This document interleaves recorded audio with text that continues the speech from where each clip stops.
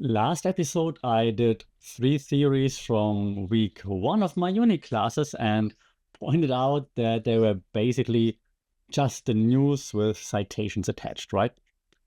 Now, this week is week 3 of uni classes, and I have 3 more theories, and I have the same problem, except it's worse because this time the news caught up while I was still busy building the slides. The difference last time I gave you and my students the vocabulary, this time there's a tool at the end.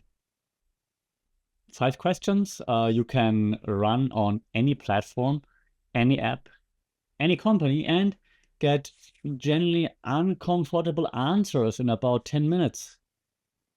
Because that actually also happened when I applied it to all the stuff that I like. And then in the last third, I'm going to turn the whole thing around because a very rich man published a 6,500 word essay this month explaining that the future is for everyone. And my own teaching slides accidentally contain a rebuttal. Warning ahead, once you have those 5 questions, you can't unhave them.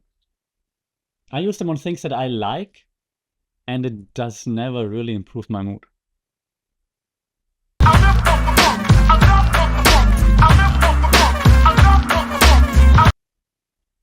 Sawadee Krap and welcome to another episode here for the Funky Pod, Mindful Media and Communication.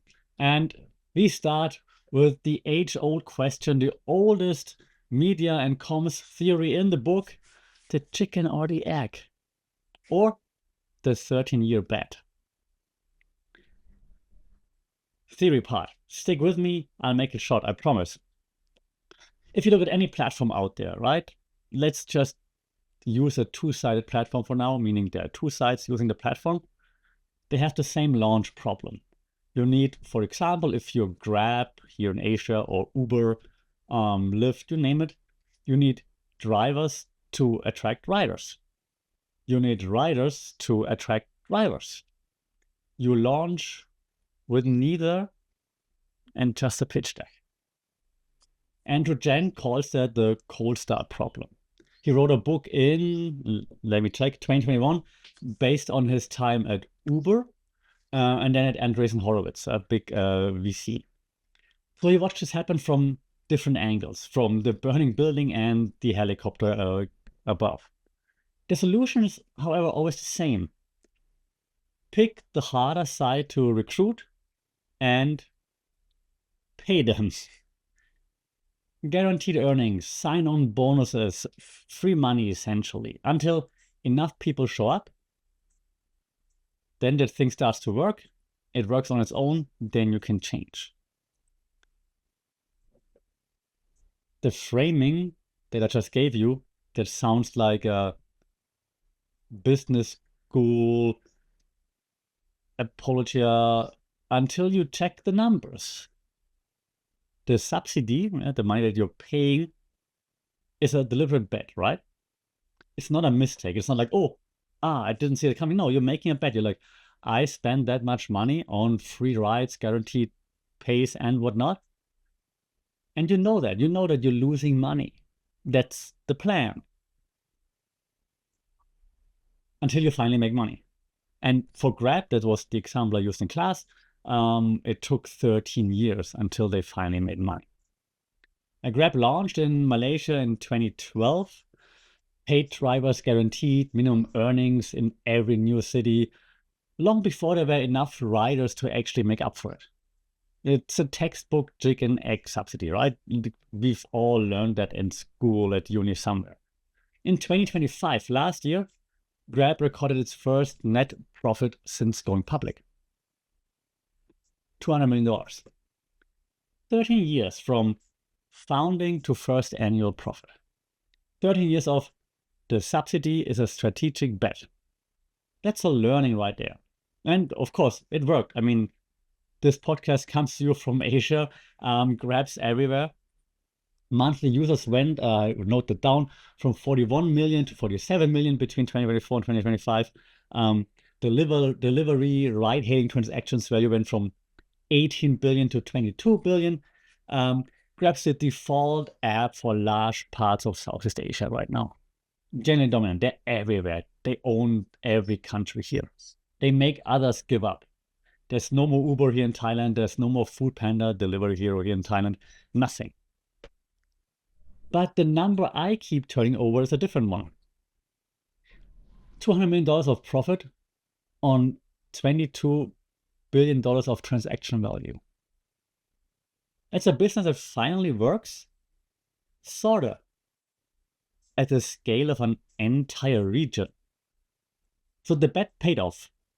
It's just required outlasting everybody as investors, which is a strategy available to exactly one kind of company. And it's not the kind that your clients work for usually. Here's the uncomfortable truth version of that, okay? We call it a strategic subsidy when it works and a cash bonfire when it doesn't. It's the same behavior. One time it works out, the other time it did not. The label gets applied retroactively by whoever survived.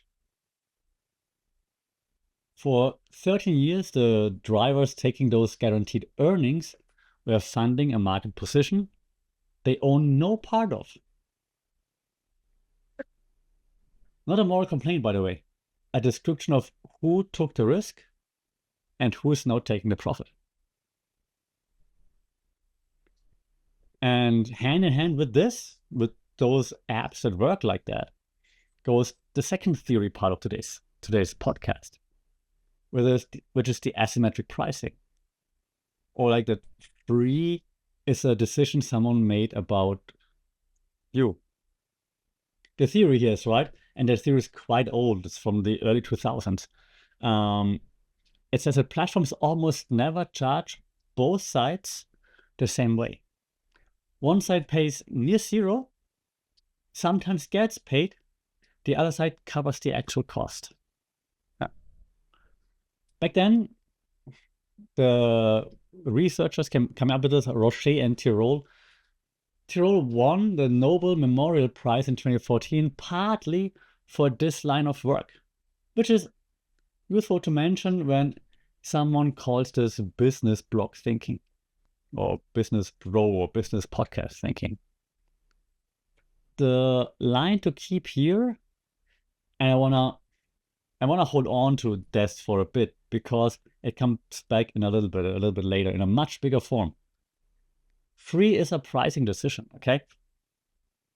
Not the absence of one. If you're not paying, somebody on that platform is. That's not a conspiracy theory. That's just how it works by design, okay? So if you're not paying, somebody else is paying something. Or are you paying without noticing that you're paying? That model works on many different platforms. And on some of those platforms, this model might even get its own lawsuit. Take a random example. I just take Spotify for now.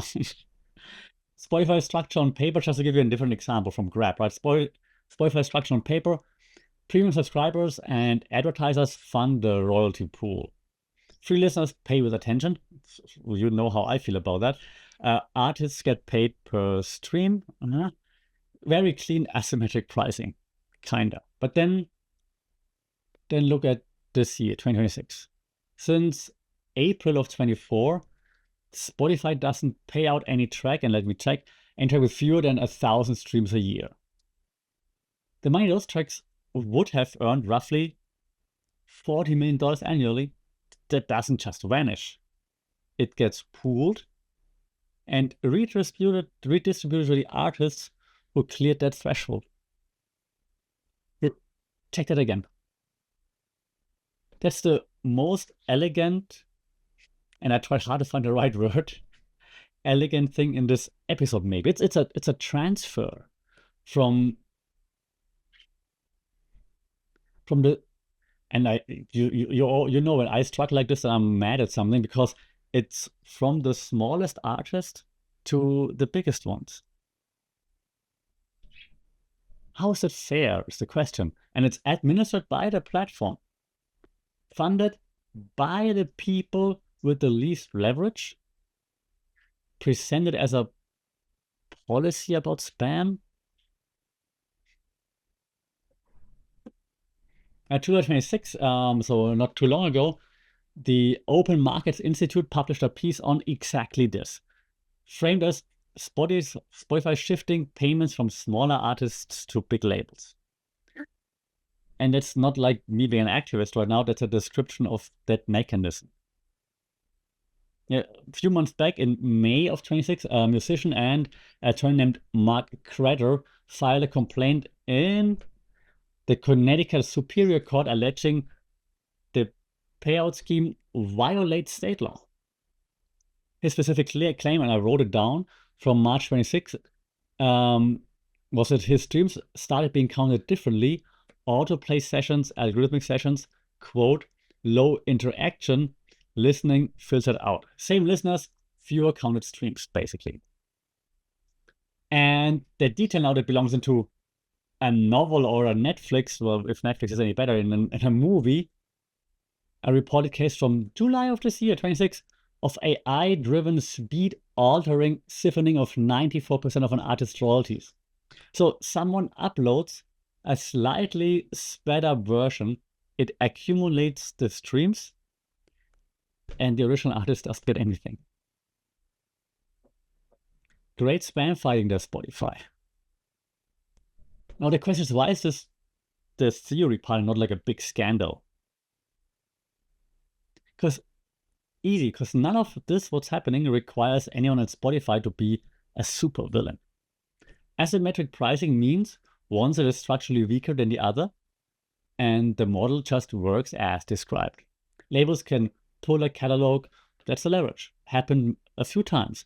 An individual artist can post about it, that's not leverage, that's content at best. And the framework predicted this. The lawsuit is just a part where someone finally read the terms. Let's see what happens to that. The third block, and then that's enough of theory parts, but you see how it's really applicable, and it happens on all the apps that you're using. The third part that I talked about this week in class was envelopment, or in broader terms, that your entire market is just a feature. What does it mean? It means that, and this is from, let me give the appropriate credit before I explain it, Eisenman, Parker, and Van Alsten from 2011, so a long time ago. I read about this after graduating from uni and diving deeper into like that whole marketplaces thing. So already back in 2011 from Harvard, Boston University, and MIT. So I gave credit now. Let's talk about it. Envelopment, what does it mean? It means that an established platform enters an adjacent market by bundling a new service with its existing user base. Yeah, so you don't start from scratch, you don't start at zero, don't have zero users, you have something existing that you're good at, you have a user base, and you're like, hey, I want to add something else to that. So your entire company becomes one more tab in somebody else's app, basically. So if you're the company that has the service, and then over there is a random company that thinks, hey, you're doing something cool, we don't like it, we could offer that by itself. So then that company over there, let's make a random example, just call it company over there Meta for no particular reason. But let's assume that I have a cool app that makes like disappearing stories, for example, disappearing pictures that you can send timed. And then Meta, randomly named company, looks at it and thinks, that's a cool feature. We should add that too, so we can destroy or try to destroy that other company so that it doesn't exist anymore. Happens, I heard, sometimes. And that's envelopment. Okay, you're adding new features, you have an existing user base, you add more to it and hope that you take away those other companies' users, basically. The advantage here is not the product itself, right? It's that you start, if you do that, with millions of people already logged in. They already trust your brand if you're the one doing that. You already carry like their stored payment methods, for example. You know what they're doing. You have their history, historical purchases, and whatnot. You win users one at a time, and then as the company trying to get users, but that company Meta that's doing well already, they just add a new menu item and bam, making people use it. That can work. Sometimes threads that doesn't really work. Grab would be a textbook case here in Southeast Asia, for example. Rides, then food, then Grab Pay, then lending. Every service, another reason not to leave. One app, one wallet, one loyalty balance, everything in one. Increasing the lock-in, so to speak. Now, where else do we see that, though? Is it only like on super apps? Well, let me add something to that. Let me add something we discussed last episode. We talked about OpenAI last time around. And I think OpenAI is currently enveloping the ad industry. Live, while you're watching. Last episode, I said OpenAI created enormous value and captured almost none of it. Now here's part 2 to that nobody really should be surprised by. And I wrote down the stats, and before I rant again, February 9th, 2026, OpenAI starts showing ads to locked-in adult users on the free and go tiers in the US. May 5th, self-serve ChatGPT Ads Manager opens to US businesses. No minimum spend. What the format actually is, it's product carousels pulling directly from retailers' product feeds. Now, are we surprised? Of course not. It's basically Google Shopping, right? They rebuilt Google Shopping inside a chat window. Plus sponsored app recommendations. You ask which budgeting app is the best.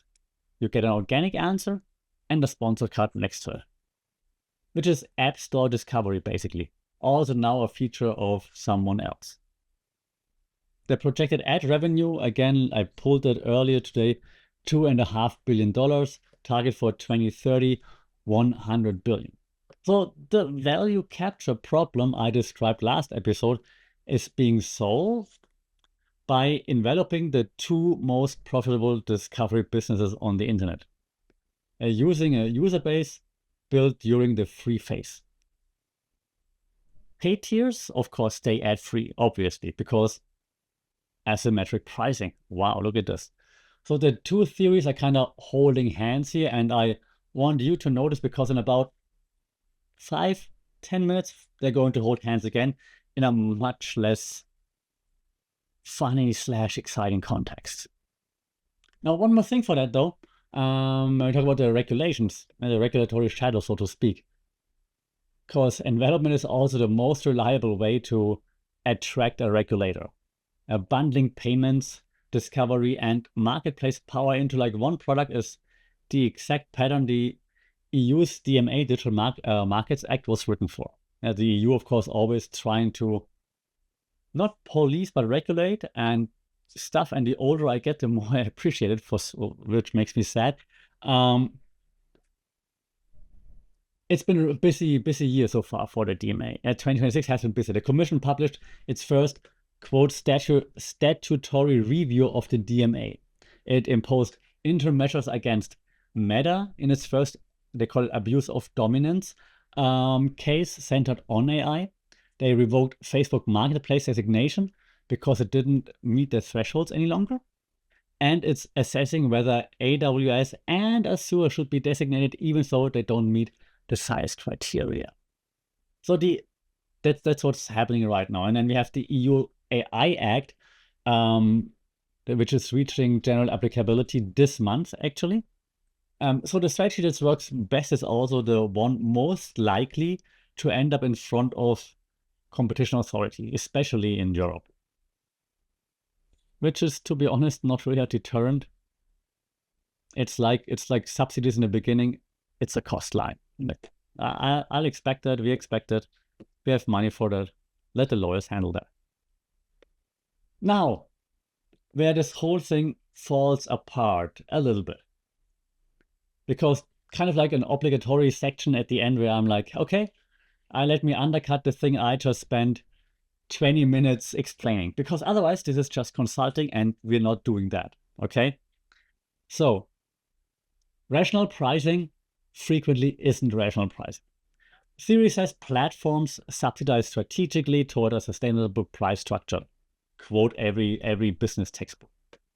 In practice, many subsidize far past anything unit economics justify.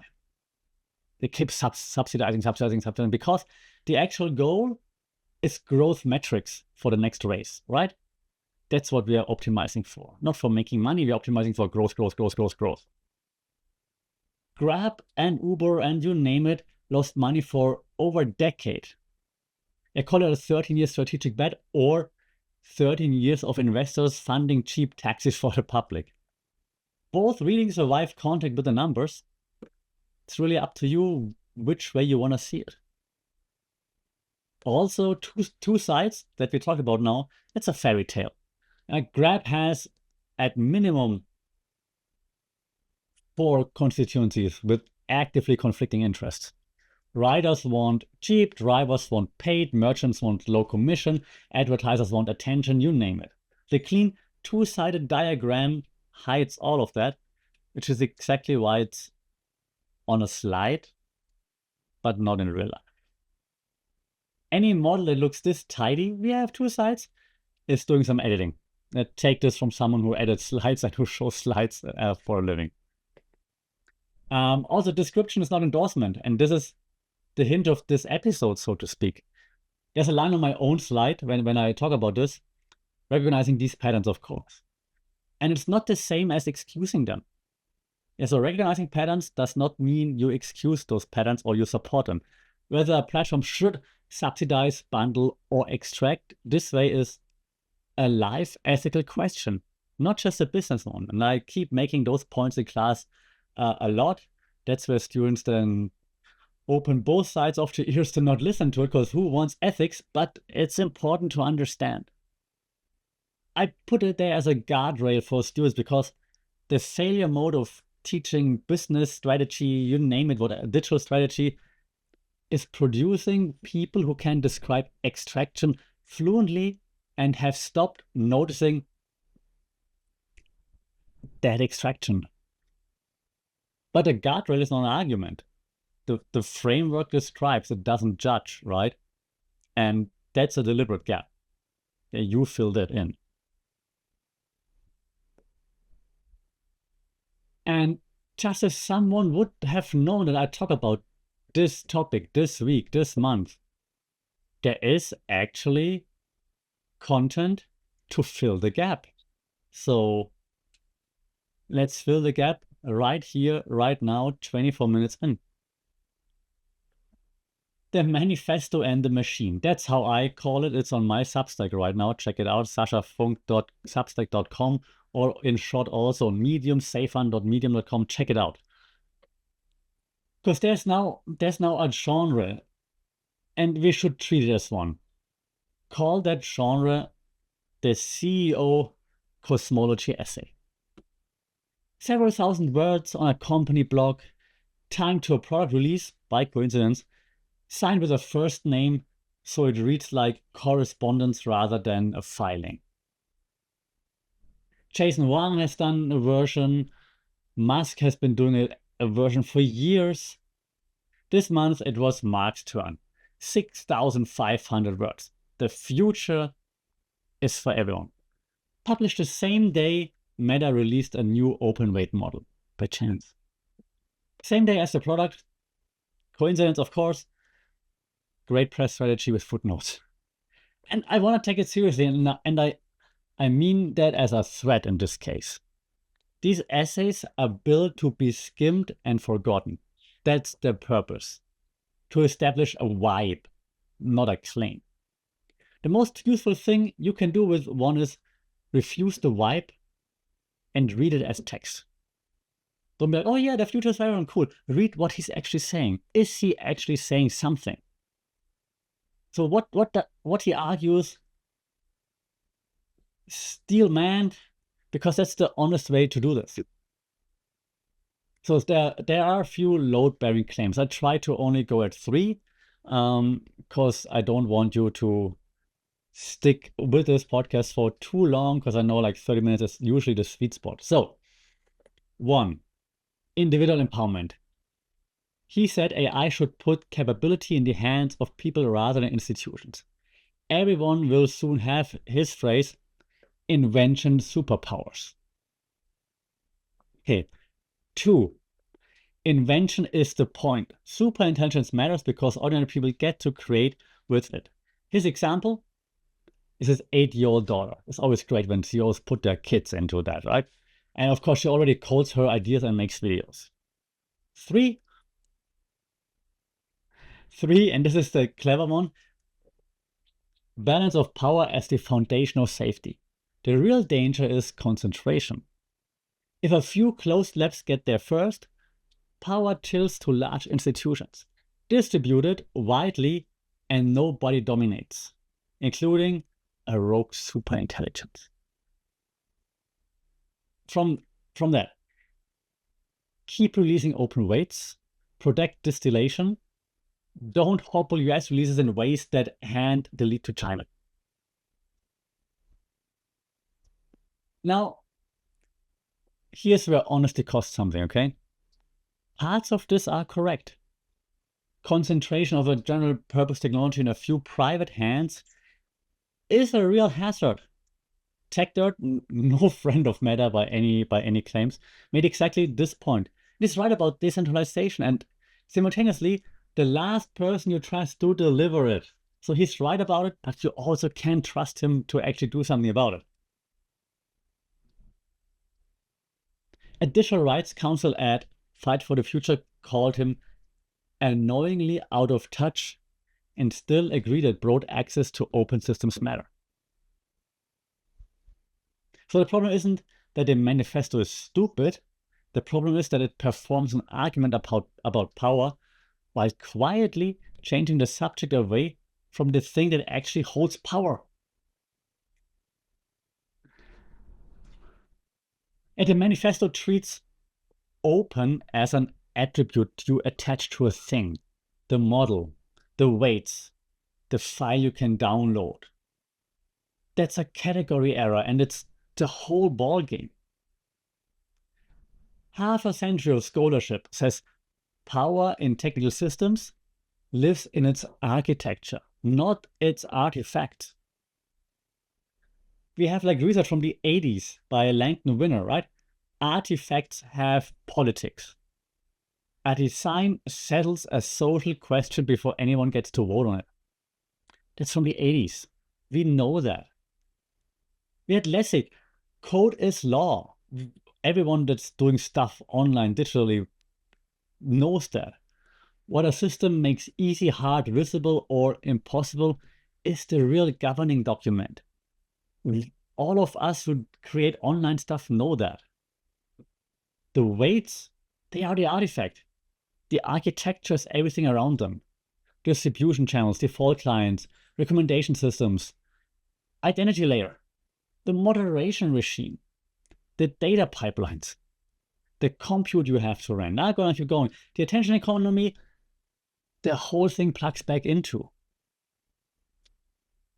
You can open the artifact completely, publish every weight, MIT licensed a lot, and leave the architecture exactly as owned as it was the day before.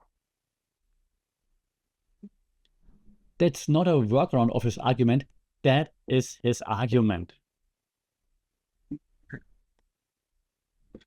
And now the callback, okay? Which is why this is one episode and not 2. Otherwise, you could think like, okay, why don't you do your lecture-heavy episode, the 3 theories, and then why don't you respond to Mark in a different one? I don't want to have a one. I mean, that would be. I train martial arts too. So Mark, if you want, we can. But I didn't want to just hate on Mark, because it all belongs to a bigger picture.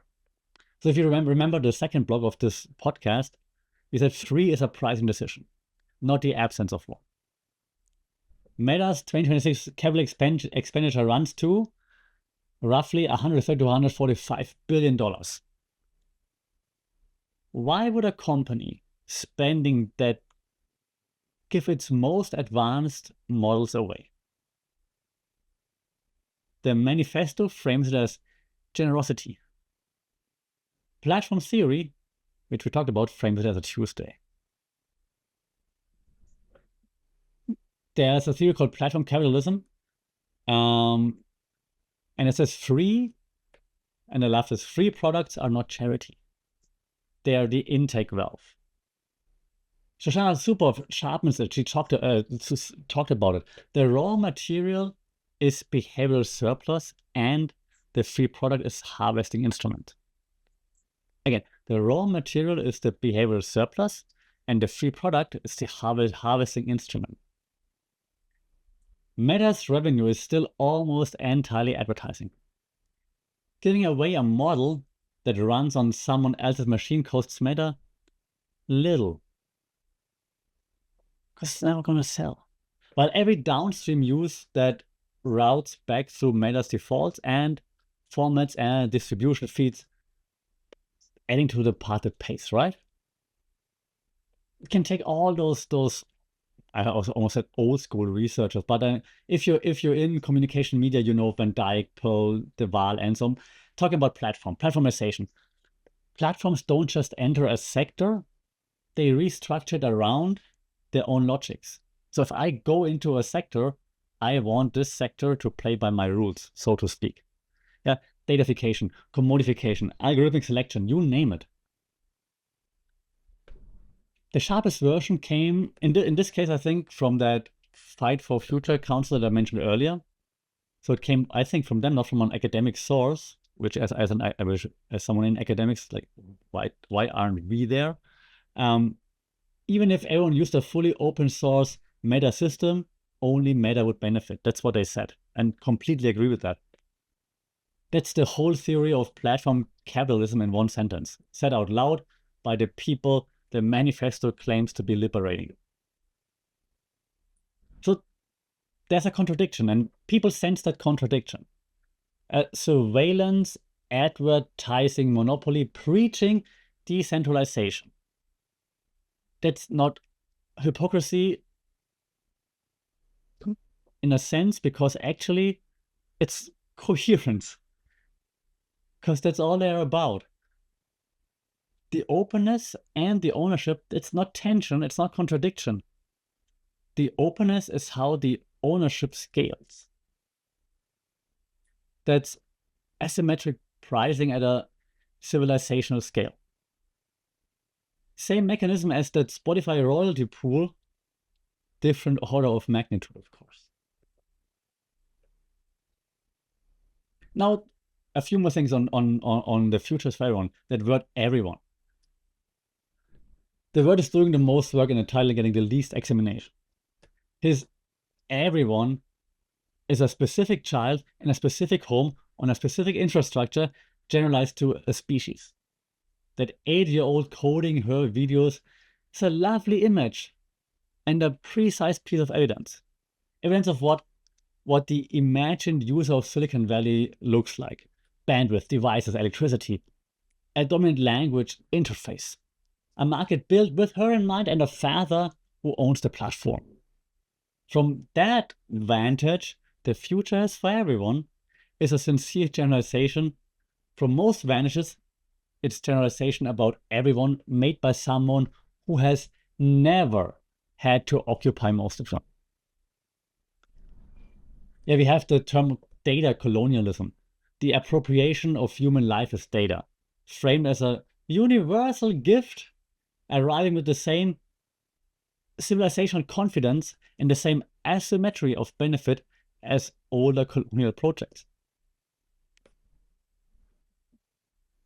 Yeah, we had like the theory, and you might know it as well, called the next billion users, or like the text, the next billion users, which basically took a sledgehammer to the assumption that users outside the West are a development, like a problem waiting to become productive, rather than people who play and create and resist on their own terms. And if you follow my work, you've seen me talking about that as well at Republica this year, actually. Yeah, I work on this from Bangkok, and it isn't it isn't abstract here as well. The creators I study work in languages and markets that defaults were never tuned for. They inherit an environment, thank you, Mark, whose reach algorithms and monetization rules and moderation systems were trained elsewhere, for elsewhere. They route their creativity through the gaps because they have to. An open model changes the tool in their hands. It does not change the ground under their feet because the ground was never the tool. And that's the point that manifesto structurally cannot make, because making it would require admitting that everyone already means everyone on my terms. All right, so now where do I actually land? I think agency is a property of the environment. Again, if you follow my work, I talk a lot about narrative agencies, taking back agency for the user, and so on. Because, I work on a framework, and I've been building it under the Reality in Beta framework. So if you want, check this out. My website is realityinbeta.com. And at the analytical core of it, I have this tool called Frame, F-R-A-M-E. Because I want to catch this move that I just mentioned. What I claim is that, agency is a property of the environment, not a position of the user. You don't have agency online the way you have a wallet. You're granted a bounded, revocable, environmentally shaped capacity to act. A creator's power to be seen, paid, and heard isn't a function of the tool they hold. It's a function of the system deciding what tool's output is worth it. Change the tool, you've changed the variable. Change the environment, you've changed someone's actual freedom. So the manifesto fails not because it's too optimistic or too naive. It fails because it locates agency in the wrong place. It hands you a better instrument and calls that empowerment, while the recommendation systems, the defaults, the payment rails, and the governance layer stay exactly where they were, owned by the person telling you you've been set free. One of the last researchers I'm going to share with you, Gillespie, you might, if you're in the same area as you know that, of course, on moderation, is a reminder that the governance layer isn't incidental, okay? Deciding what may be said and seen is the defining labor of a platform, and no quantity of open weights touches it. That's an important takeaway. And now, just to make that clear, why am I doing this? The strategy in beta thing is not just a slogan about a product cycle when I'm using it. It's the observation that media reality is never a finished state handed down. It's unstable, it's contested, permanently editable, as long as more than one party keeps the power to edit it. And that's important. The danger in the model that is in the manifesto isn't a free model. Of course not. It's the finished future. A complete, coherent, benevolent, well-delivered, pre-configured with the settings, paint bolded shut, and one company's hand on the wrench. That's the problem. A future you cannot edit isn't yours, however generous the person who assembled it. Until then, take care, stay safe. Salut.